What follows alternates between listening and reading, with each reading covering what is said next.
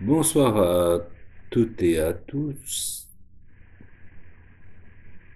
Bien, avec les miracles de la technologie que je ne maîtrise toujours pas, je vais vous parler des manipulateurs. Les manipulateurs sont juste en fait de gros malins, rusés, certes, mais avec une intelligence en rapport avec leur âge mental, c'est-à-dire un âge mental très bas. Quand on s'intéresse de près à leur système de pensée, on se rend compte qu'ils disposent d'un prêt à penser, mais vraiment très rudimentaire, composé d'idées toutes faites, de logiques binaires, tout ou rien, maintenant ou jamais, réussi ou raté, de lieux communs et d'avis péremptoires qu'ils assènent comme étant leur pensée profonde. Ensuite, on constate qu'ils sont intellectuellement paresseux et qu'ils disposent d'un vocabulaire limité. Pourquoi se fatiguer à apprendre le nom des arbres ou des oiseaux? Bien sûr, ça ne sert à rien. Un arbre, c'est un arbre, et un oiseau reste un oiseau. Effectivement. Ils ne font pas non plus l'effort de retenir les prénoms des gens, pas même ceux de leurs propres enfants et petits-enfants. Et parfois on découvre même qu'ils sont incapables de s'extraire du réel et qu'ils refusent l'imaginaire, n'ayant pas accès au symbolique et à l'affectif. Ils ne peuvent pas rêver en dehors de leur fantasme primitif de perfection. C'est également la raison pour laquelle ils n'ont aucun humour. Leur norme mentale est banale, l'ordinaire, c'est vraiment de l'ordinaire de chez l'ordinaire. Les causes sont toujours concrètes, organiques, alimentaires, virales ou même météorologiques.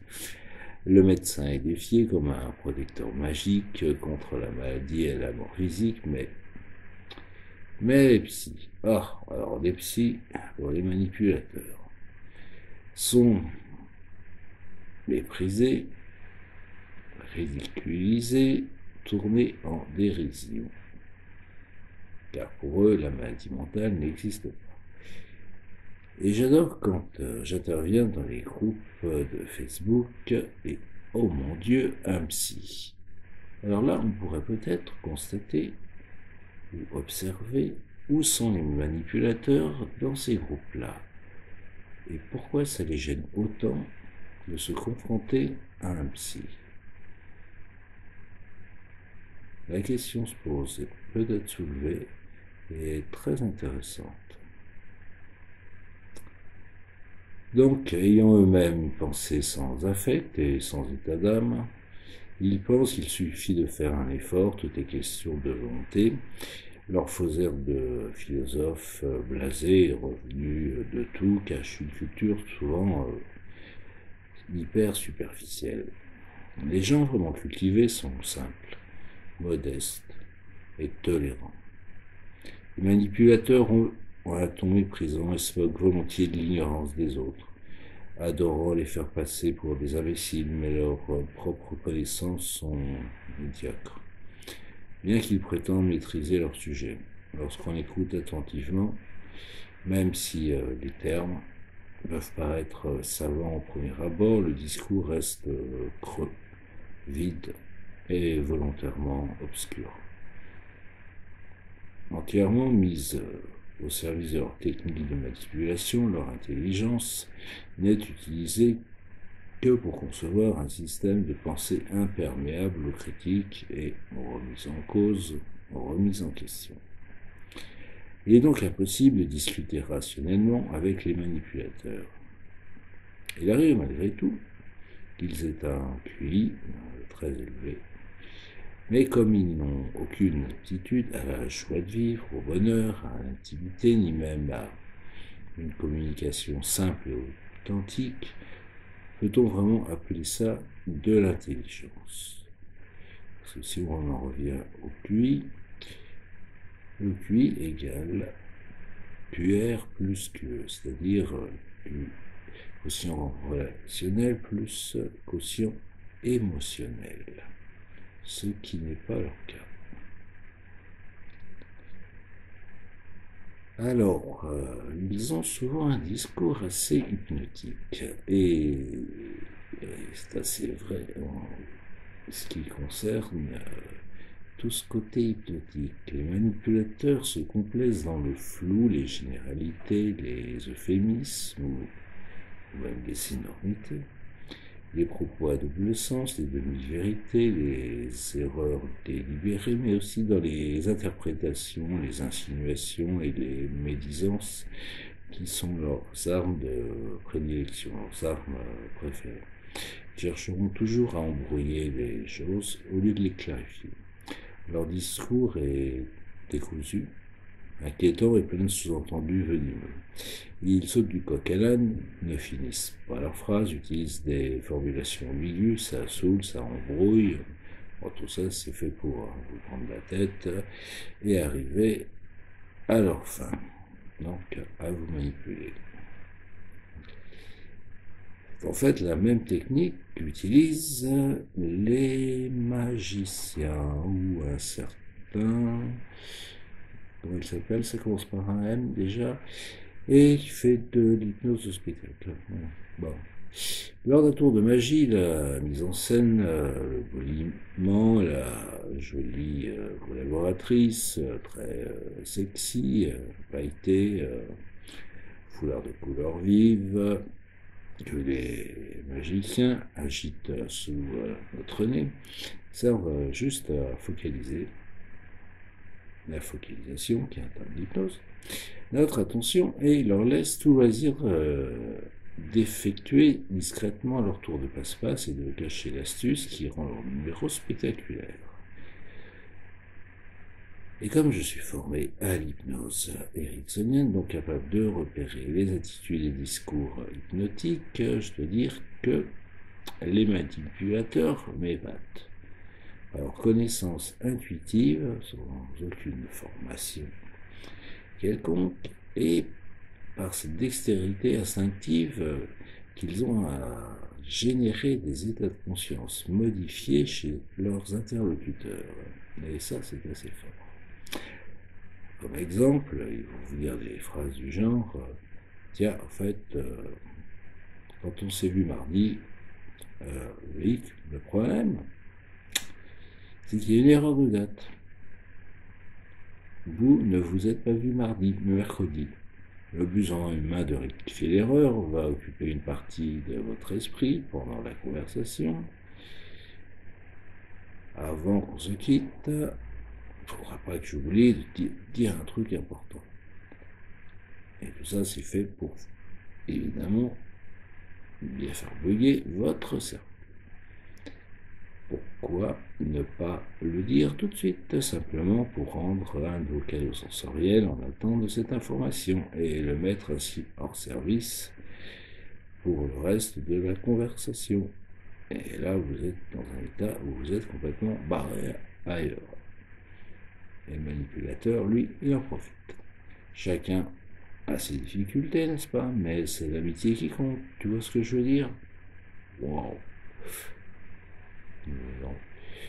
Si elle arrive comme un cheveu sur la soupe, ce qui est leur spécialité, cette phrase qui semble obscure, à soi est un os arrangé pour votre mental. Qu'a-t-il voulu dire? Rien, probablement, mais ça va vous distraire de la conversation en cours et vous faire cogiter à un bon moment.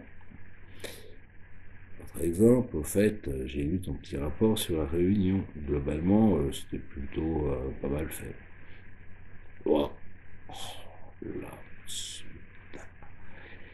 subtilement méprisant, cette phrase ne peut que révolter intérieurement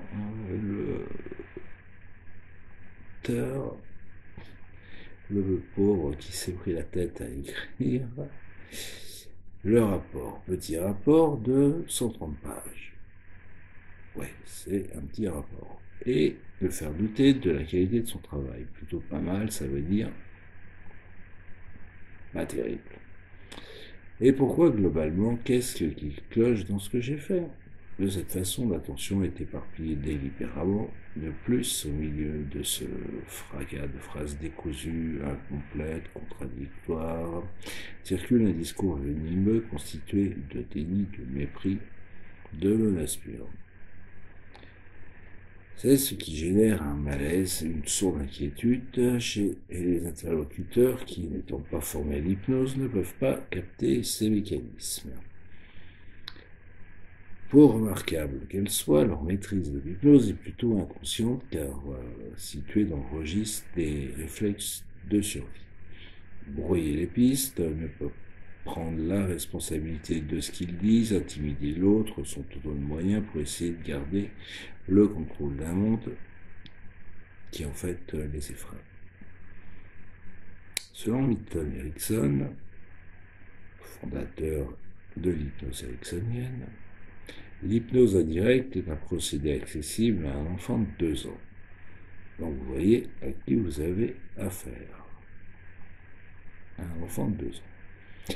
Il raconte ainsi avoir été spectateur d'une scène où une toute petite fille s'est fait offrir le jouet qu'elle convoitait dans une vitrine sans avoir eu à le demander verbalement.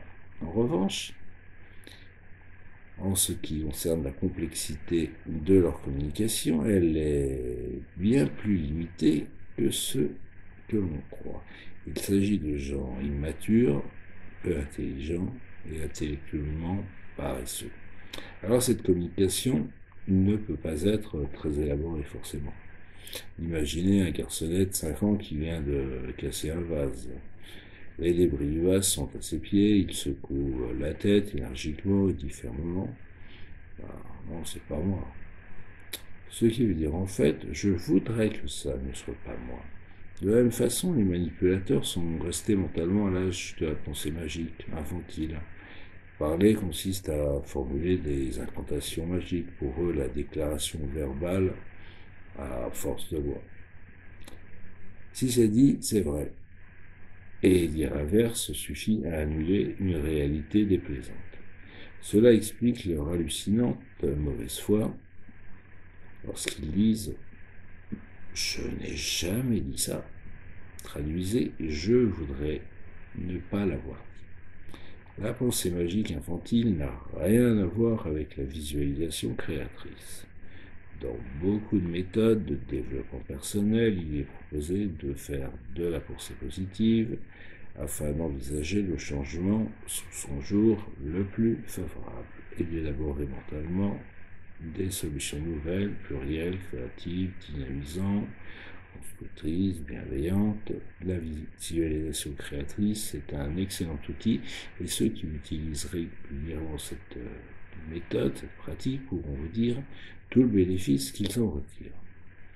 Mais lorsqu'on propose cette méthode à des personnes très immatures, on prend le risque de les renforcer, de renforcer leur système de pensée magique, infantile, et dans leur déni des réalités.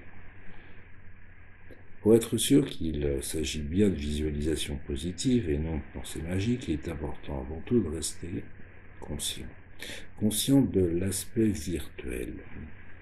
L'aspect virtuel de ces visualisations est de bien faire la distinction entre le réel et l'imaginaire.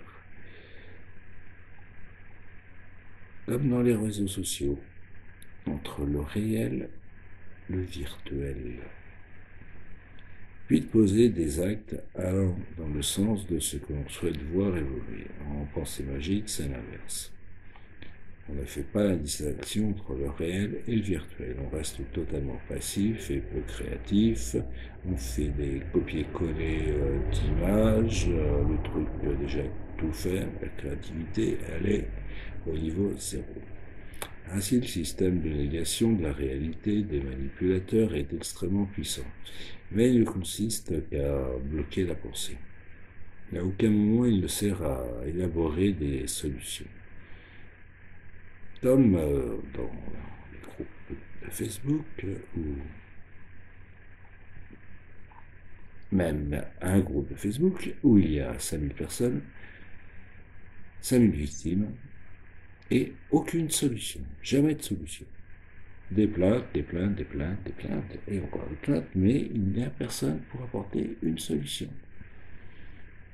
Et il pense, si je n'y pense pas, ça partira, bien sûr. Aussi, je pense qu'il en est autrement, il en sera autrement. Autre exemple de pensée magique. Quand leur déni magique ne fonctionne plus assez bien, ils auront facilement recours aux médicaments, à l'alcool ou à la drogue pour faire disparaître les problèmes et continuer à planer dans leur monde. Voilà pourquoi il est impossible d'avoir une discussion rationnelle avec les manipulateurs. Ils utilisent les mots comme des armes, des formules magiques, des sortilèges auxquels ils sont les premiers à vouloir croire. Et ils y croient vraiment. Ils sont rarement sincères et le plus souvent par inadvertance. En principe, nous savons bien que le mot n'est pas la chose nommée. On va éviter d'aller chez Lacan, mais quand même, le mot chien ne mord pas. Les manipulateurs n'ont pas cette capacité d'abstraction. Pour eux, le nom est la chose même, le signifiant est le signifié. Bonjour Lacan, le vu est le vrai, voilà aussi pourquoi ils soignent tant les apparences. Elles leur suffisent pour croire à la réalité de leur personnage. De même, les manipulateurs trouvent normal d'agir sans penser et de penser sans agir. Ouais, c'est logique. De parler de toute l'aide qu'ils apportent aux autres. Laquelle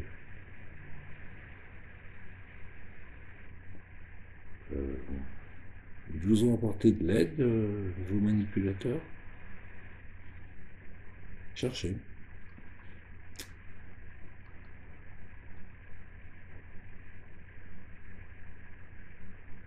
Vous l'avez trouvé? Non. Non, non. Non, non, parce que ça n'existe pas. Bon. Ils pensent agir sans parler. Pourquoi agir? De parler de toute l'aide qu'ils vont vous apporter, tout en ne faisant rien du tout. Ils n'établissent pas de connexion entre les paroles prononcées et les actes posés. Le simple fait de dire équivaut pour eux à avoir fait. Voilà, j'ai pensé avoir déplacé la chaise, donc j'ai déplacé la chaise. Mais la chaise n'a pas bougé. Waouh! On se croirait dans un spectacle de... On ne va pas le nommer, hein? Il est assez connu comme ça. Mais l'écart entre le discours et l'action,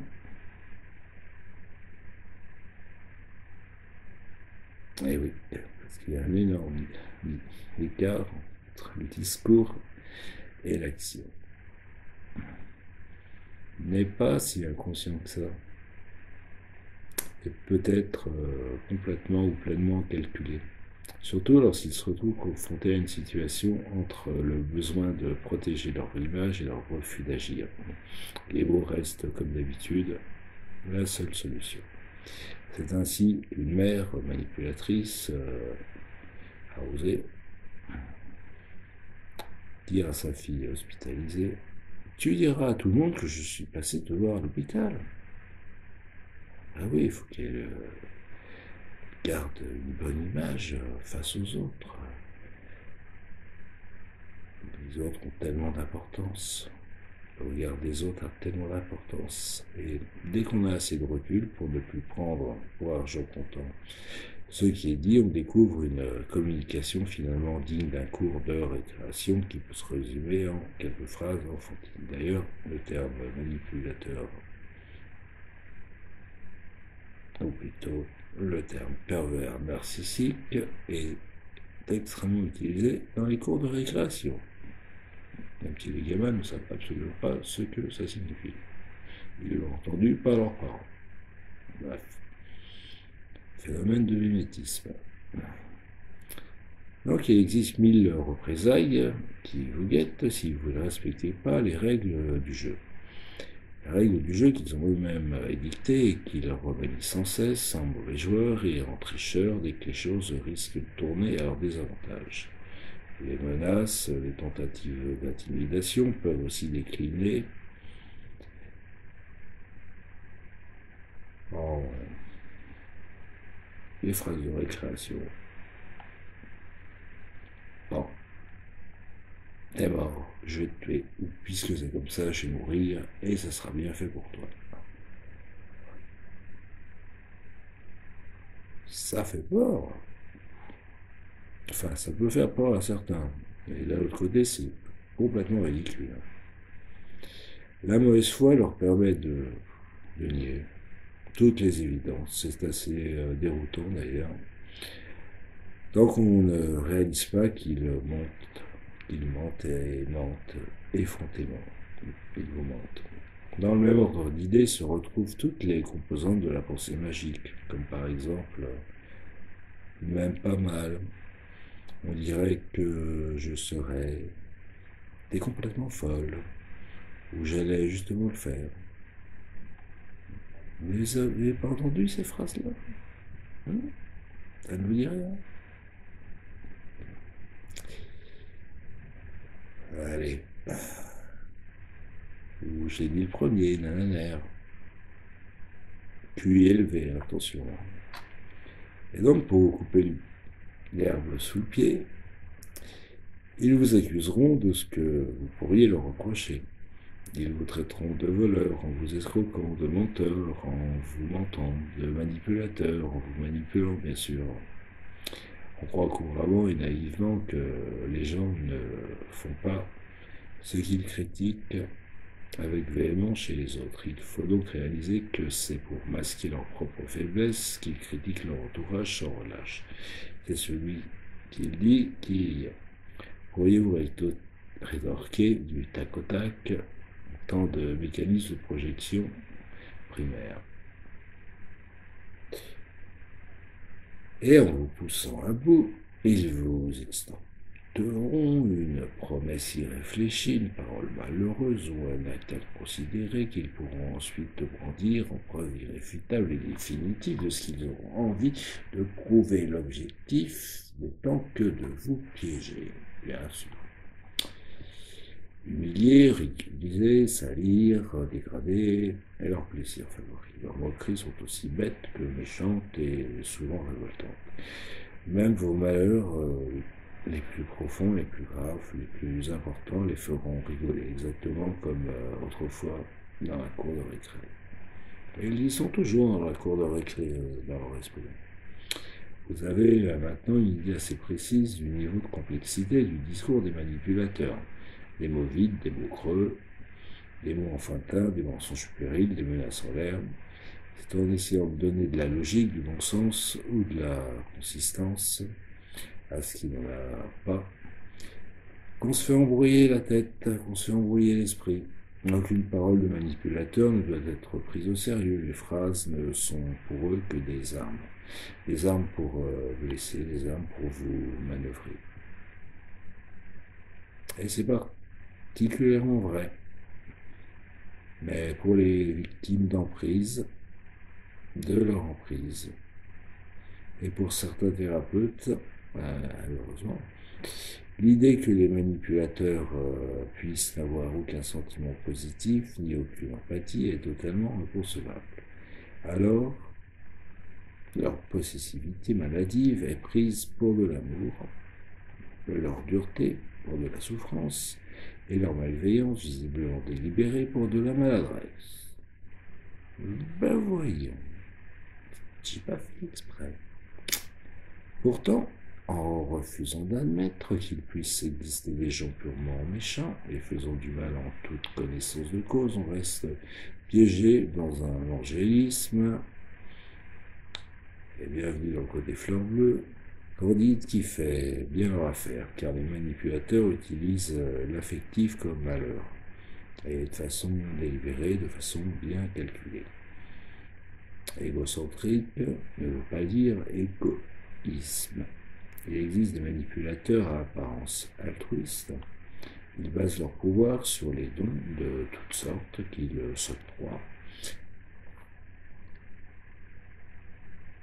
ou plutôt qu'ils octroient à autrui, et peuvent se faire une réputation de saint homme, d'épouse ou de mère martyr qui se sacrifie pour les autres. La mise en dette empêche d'être quitte, c'est-à-dire de pouvoir se quitter. C'est donc un excellent moyen d'afféoder l'entourage. L'autopropagande verbale constante verrouille le système. Ils auront gagné leur paradis, assure-t-il 10 fois par jour. Essayez donc de trouver plus bon, plus généreux, plus dévoué qu'eux. Alors, vous n'avez pas trouvé. Alors, et avec tout ce qu'ils font pour vous, tout ce qu'ils ont fait pour vous, vous ne vous rendez pas compte. Même si vous insinuez que rien ne les oblige à donner tant et qu'ils pourraient en faire moins. S'ils le voulaient, l'ange se transformera immédiatement en furie. Pour eux, donner n'est jamais gratuit. Tiens, partage. Non, il n'est pas gratuit.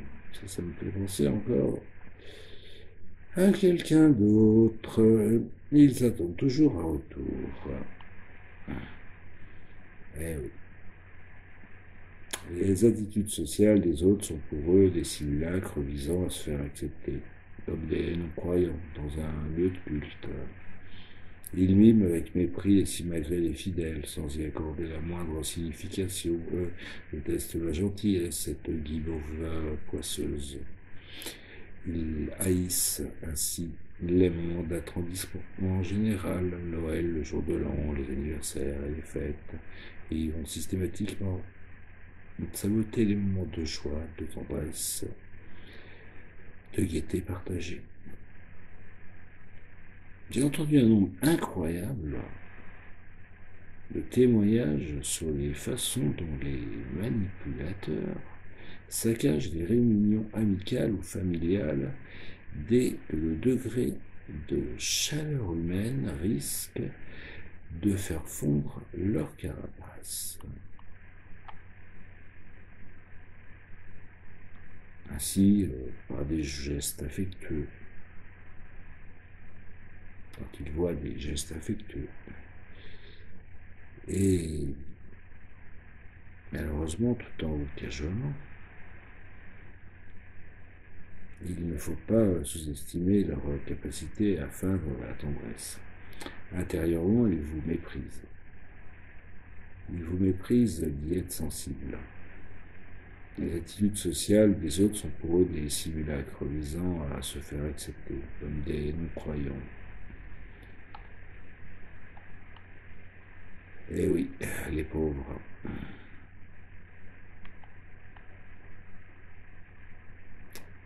Il y a d'autres caractéristiques aussi de la personnalité des manipulateurs, qui découlent également de leur immaturité, comme pour les enfants mal éduqués. Les lois, la politesse, les règles de vie en société, les consignes de sécurité, mais aussi souvent les règles d'hygiène, d'ordre et de propreté, qui ne sont simplement pas acquises. Donc vous pouvez repérer ça chez votre manipulateur. Leur insouciance apparente est surtout de l'inconscience, et c'est pour cela qu'ils nieront farouchement la gravité de leurs actes et de leurs conséquences. Cela explique particulièrement pourquoi ils se croient au-dessus de tout, au-dessus des lois, pourquoi ils vous mettent en danger, pourquoi souvent leur hygiène corporelle laisse plus qu'à désirer. Alors, on va dire autre chose. De plus, les notions de donner et recevoir, de masculin, de féminin, de passé, présent, futur ne sont pas acquises. Cela leur donne d'autres comportements très révélateurs. Faites bien attention à observer tout ceci. Leur relation à l'argent, ça, c'est terrible. Et aussi.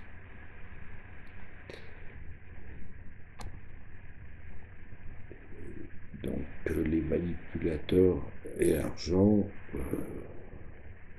forcez-les à s'acquitter des sommes qu'ils vous doivent, et ils hurleront que vous les volez et que vous cherchez à les assassiner.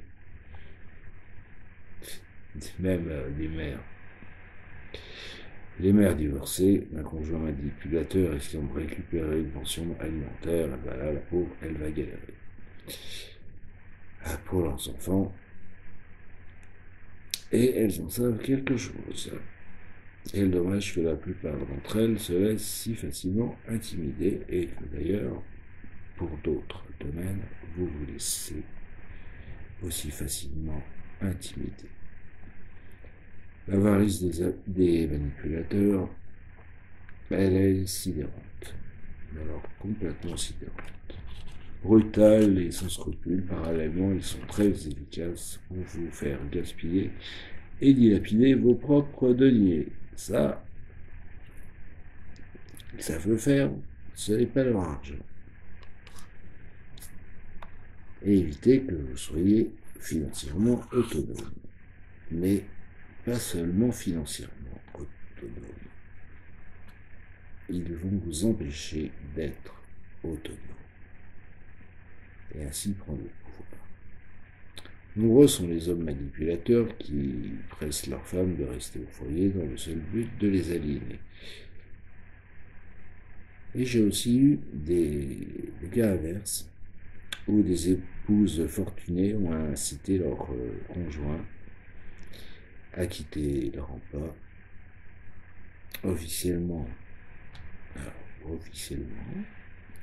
pour se consacrer à une activité artistique par exemple, mais surtout pour mieux leur reprocher ensuite de vivre à leur crochet. Ce qui est plus humiliant encore pour un homme que pour une femme. Entre leur rétention d'argent et l'hémorragie qu'ils savent provoquer dans les finances de leurs victimes, on parle d'hémorragie, Covid à l'hôpital, les manipulateurs arrivent. Ils arrivent à faire vivre leur proie dans une pénurie financière artificielle, permanente et épuisante qui les met aussi en grande difficulté lorsqu'elle voudrait s'échapper, lorsque vous avez envie de vous casser. Et c'est sur ceci que je vais arrêter cette vidéo. Donc, par rapport à un manipulateur, faites attention et la prochaine fois, j'essaierai de moins bégayer et de m'en mêler un peu moins les pinceaux. Merci, passez une très bonne soirée et à bientôt. Au revoir.